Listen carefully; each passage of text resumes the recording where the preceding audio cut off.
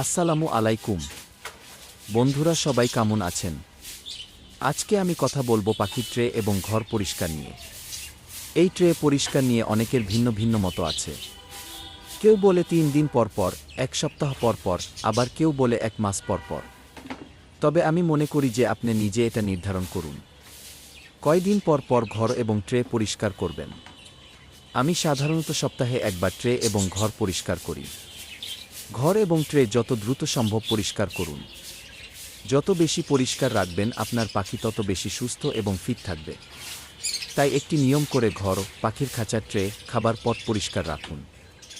আর পানির পট অবশ্যই প্রতিদিন পরিষ্কার করুন, কারণ পাখির অসুখ হয় পানি থেকে বেশি।